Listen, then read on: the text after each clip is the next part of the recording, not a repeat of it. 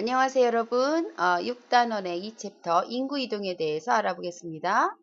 이 단원을 배우고 나면 인구 이동의 원인을 이해하고 세계와 우리나라 인구 이동의 특징을 설명하실 수 있겠습니다. 인구 유출 지역과 유입 지역. 유출은 인구가 나간다 이런 뜻이고 유입은 들립자죠. 그래서 인구가 들어온다 이렇게 생각하시면 되겠는데요. 사례로 인구 이동의 원인을 발표할 수 있겠습니다. 그리고 인구가 유출되는 지역의 배출 요인을 해결하려는 자세를 가질 수 있겠습니다. 인구 이동의 원인과 세계 인구 이동 학습 목표입니다. 인구 이동의 원인을 이해하고 세계 인구 이동의 특징을 설명할 수 있겠습니다.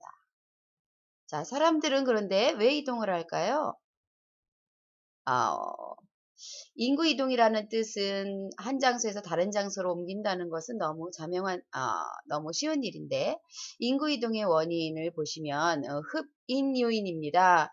들어오게 하는 요인이다라는 것이고, 배출, 내보내는 요인, 이렇게 되겠습니다. 일자리가 풍부하면 사람들이 많이 찾아오겠죠? 쾌적한 환경을 갖고 있으면 사람들이 살기 좋은 곳이기 때문에 들어오겠고, 일자리 중에서 높은 임금을 주는 곳은 사람들이 찾아올 것입니다. 그런데 이곳이 만약에 전쟁이 났다거나 먹을거리가 없다거나 종교적인 박해를 한다거나 임금이 낮은 곳이라면 사람들이 위에 있는 이런 곳으로 떠나겠죠. 그래서 배출 요인과 흡인 요인이 있습니다. 이게 굉장히 중요하겠죠. 작년에도 제가 이 흡인 요인을 서술형 평가로 낸 적이 있었습니다.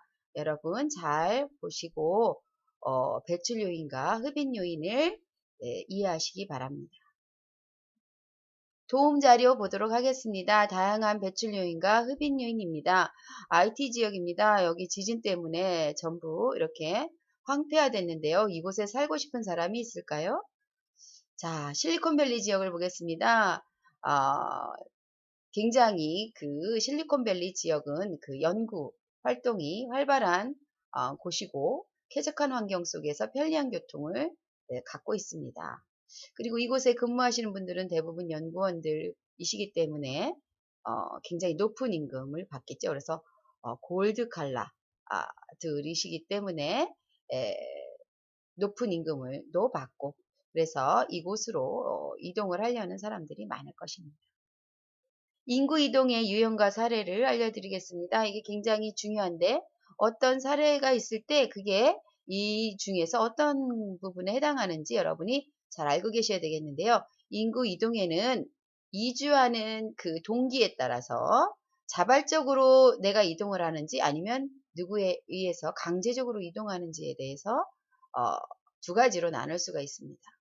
이주 범위에 대해서는 한 국가 안에서 이동하는 것은 국내 이동이고 국가와 국가 사이로 이동하는 것은 국제 이동이라고 할 수 있겠습니다. 이주 기간은 그 지역에 가서 일시적으로 있다가 오는 것은 일시적 이동이라 하고요. 그곳에 가서 영구적으로 계속적으로 산다고 한다면 영구적 이동이라고 하겠죠.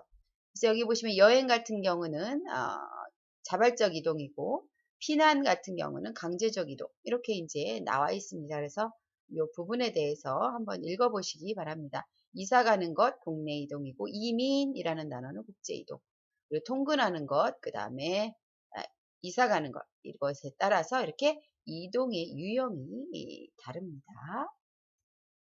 강제적 인구 이동의 사례가 나와 있습니다. 우리나라의 슬픈 역사일 텐데요. 우리가 그 연해주로 옮겨 살던 한인들이 있었습니다. 그런데 이런 분들께서 소련의 독재자 스탈린에 의해서 중앙아시아로 강제 이주를 당해서 이렇게 이동을 해서 지금 현재 이곳에서 살고 계신 분들 있죠. 그래서 이것은 강제적으로 이동한 대표적인 사례이고요. 세계의 인구 이동에 대한 이야기를 나눠보면 자, 세계 인구 이동은 16세기에 신항로가 개척이 되면서 유럽인들이 식민지 개척하러 많이 갔습니다. 여러분도 다 아시겠지만 에스파니아, 포르투갈은 아메리카 쪽, 라틴 아메리카 쪽으로 갔고 영국, 프랑스는 앵글로 아메리카 쪽으로 이제 간 예를 여러분들이 알고 있을 겁니다. 그리고 18세기에는 아프리카의 흑인들이 그 미국 앵글로 아메리카 지역에 강제적으로 노동력 때문에 이동을 했고요. 19세기에 중국인들은 경제적 이동을 많이 화교들이라고 하죠. 화교들의 이동이 있었고요. 그리고 최근에는 개발도상 국가에 살고 있는 사람들이 어떤 경제적인 이유로 선진국으로 이동해서 높은 임금의 일자리를 찾아 이동하고 있습니다. 유출 지역은 보시다시피 비슷하죠. 일자리 부족, 소득 수준의 낮음, 1차 산업 비중이 큰 곳은 유출 지역이 되겠고요. 유입 지역은 임금 수준이 높고 노동력이 부족하고 2, 3차 산업 비중 큰 곳이 되겠습니다. 신항로 개척 이후 아까 말씀드린 것처럼 세계 인구 이동이 이렇게 있었습니다. 그래서 여기 보시면 유럽인들에 의한 이동, 그 다음에 화교들의 이동, 여기 녹색입니다. 아프리카의 강제 이동 이렇게 들어갔죠. 그 다음에 노동자들의 이동입니다. 이렇게 이동을 하고 있습니다. 우리나라도 오고 일본도 가고 미국도 가고 이렇게 사우디아라비아 이런 곳으로 가고 있네요.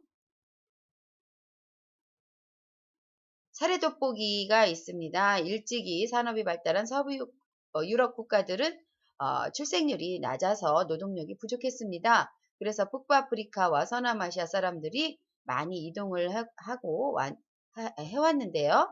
최근에는 동부유럽이 유럽연합에 가입하면서 동부유럽인들이 서부유럽으로 많이 이동하고 있고요.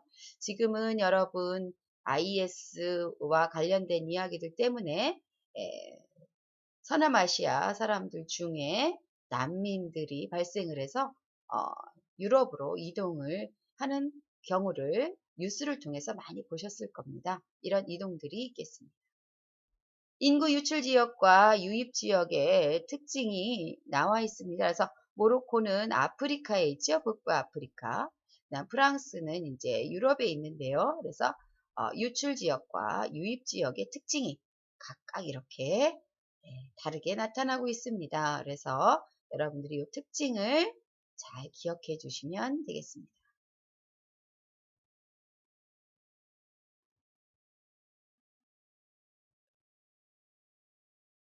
자, 읽어보셨죠?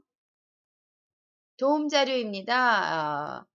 인구 유입이 이제 되면서 그 프랑스의 무슬림, 그러니까 이슬람교 청년이 폭동을 일으킨 사례, 그리고 요즘 프랑스에서 IS 테러 이런 것들이 많이 발생하고 있죠. 그러니까 그들이 이렇게 일으키는 이유는 아마 불평등한 어떤 사회 여건 때문에 이런 일들이 이루어지는 것으로 밝혀지고 있습니다. 우리나라의 인구 이동 사례가 있었을까요? 알아보도록 하겠습니다. 우리나라 인구 이동의 특징을 설명할 수 있고 인구 유출 지역과 유입 지역을 사례로 인구 이동의 원인을 발표할 수 있을 겁니다.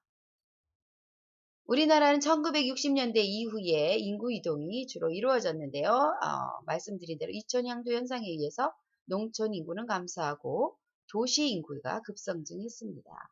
최근에는 이촌향도가 약간 둔화가 되고 있습니다. 도시 간의 인구 이동이 활발하게 이루어지고 있고요. 대도시가 너무 많은 인구의 유입으로 문제점들이 나타나기 때문에 주변 지역으로 가는 경향이 있는데요. 이렇게 주변 지역으로 가는 현상을 제이턴 현상이라고 합니다. 이것이 만약에 농촌으로 이렇게 들어온다면 유턴 현상이라고 표현을 하고 있습니다. 그리고 제이턴 현상이나 유턴 현상 이렇게 주변 지역이나 농촌으로 이렇게 떠나는 이런 현상을 도시에서 떠나기 때문에 역도시화 현상이라고 표현을 할 수 있겠습니다. 자, 최근에는 도시에서 도시로의 이동이 활발하고요. 특히 대도시와 주변 위성도시 간에 활발한 게 이제 이동을 하고 인구 교외화 현상, 인구가 주변 이렇게 교외로 나가는 현상 이런 것들이 이제 활발한 것을 지도로 보실 수 있겠습니다. 우리나라 인구 이동은 어떻게 될까요? 라고 해서 국제적인 이동이 나와 있습니다. 우리나라 인구가 이렇게 재외동포 현상 나가 있는 자료입니다. 북아메리카에 굉장히 많은 숫자가 가 있고요. 또 아시아에도 이렇게 많이 가 있는 걸 알 수 있는데 1960년대 이후에 이민이 활발해졌고요. 최근에는 중국, 동남아시아 국가로부터 외국인 근로자 수가 이제 많이 우리나라로 이제 유입되고 있는 형편입니다. 그래서 다문화 가정이 많이 늘어나고 있죠.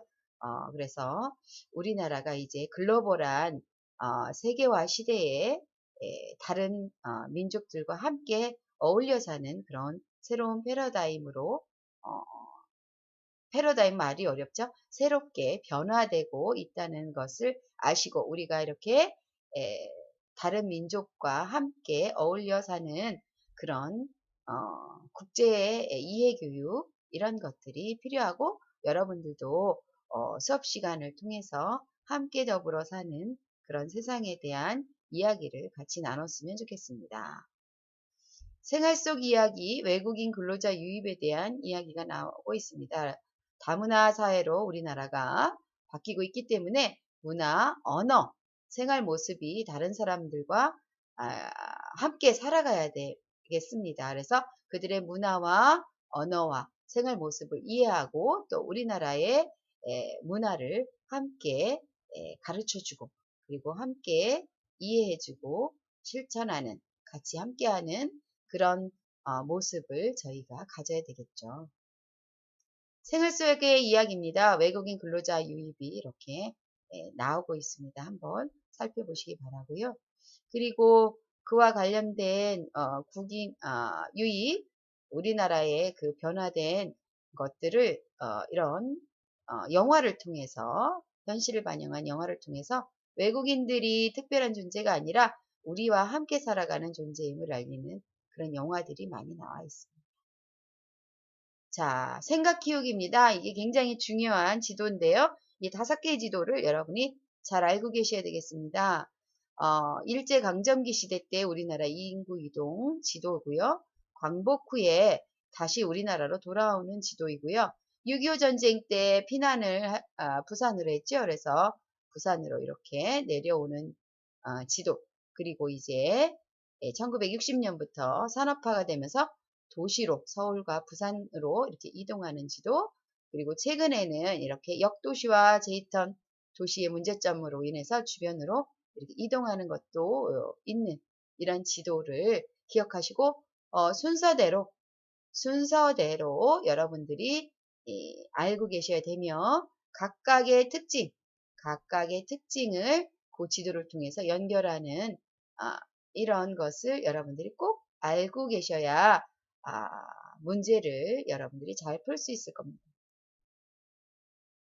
새로운 인구 이동이 나오고 있습니다. 탈산업화 현상이 나타나고 있는 선진국에서는 도시에서 농촌으로의 인구 유입이 이루어지고 있는데요.